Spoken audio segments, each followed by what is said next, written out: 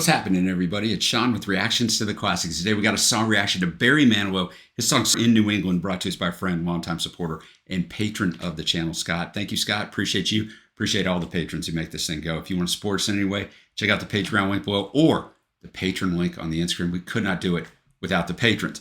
All right, Scott also brought a Barry Manilow song battle. So in the box above, when you're done with this, type Barry Manilow. If I put the battle up first, you're going to see it. If I haven't, keep checking back. It's going to go up this month if you're watching this when it drops.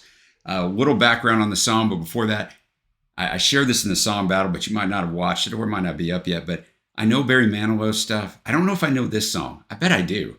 I knew the last battle that we did. I did know those songs because my mom was a big Barry Manilow fan. Barry Manilow, Kenny Rogers, Neil Diamond, Elvis. That was it. She listened to it when I was very, very young. Then she really just didn't listen to music, and my dad wasn't around, but when he was, he didn't listen to music either. So that's why I don't know a lot of the classic stuff, because I just know the hits of my day. But Barry was a guy who was incredibly popular in the 70s, like incredibly. And then it became this fun thing to go, oh man, this guy's not any good. But, you know, in the last several years, I would say decade, he's come back and people aren't going, oh no, man, I can't believe you listened to that guy. Like, you know, guy was great. And the guy's sales and popularity back all of that up. So let's jump into this song. It's on his fourth studio album, This One's For You, in 1976, written by Randy Edelman. It's the second single from the album. The first single, the title track, didn't even crack the top 20. The guy that wrote it, Randy Edelman, it was on his album first. And Clive Davis, the head of Arista Records at the time, which was Barry's label, went to Randy Edelman and said, hey, I'm going to get Barry Manilow to record this, but you're going to have to change the verses. They don't really work melodically very much. So Edelman did that. Barry released it. I'm sure Edelman was quite happy, right? The songwriting royalties are one of the big things that you get in the music industry. They're very important. The song went to #1 on the adult contemporary charts, #1 on the Canada adult contemporary, 9 in Canada and 10 in the US. So a big hit. Not one of Barry's biggest, but a big hit. I'm going to have the lyrics up as always. Thanks again, Scott.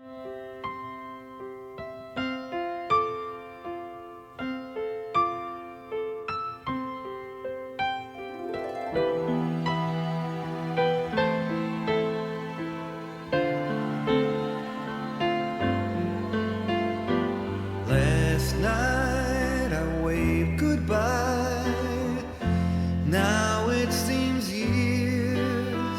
I'm back in the city where nothing is clear but thoughts of me holding you, bringing us near. And tell me, when will our eyes meet?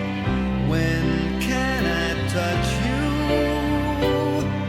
When will this strong yearning end? And when will I hold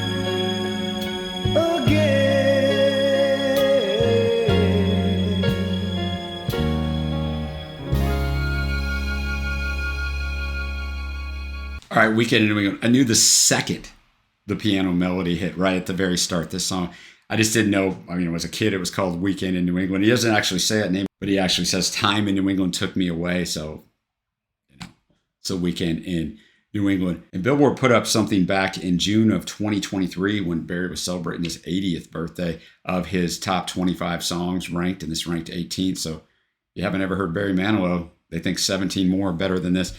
Song's fantastic. Barry was so good. The production's so good at building the song. But he actually builds this, but it starts, he even said this in a quote, so I'm stealing his words. It starts tiny. He said this song's a song that starts tiny and ends tiny, like in a good way. So it builds, right? Soaring down, soaring. Usually most songs finish on the soaring, right? They finish on a high note, but he actually dials it back down. So there's a pretty good touch there too that kind of makes it stand out from a lot of the way that music is made. Usually it either ends with a chorus or an outro, and he doesn't do that. So it's fantastic here. So let me know what you think of this down below. Great choice by Scott, taking me way back to my childhood. And that's a long time ago. Super enjoyed it. Till next time, guys, I will see you.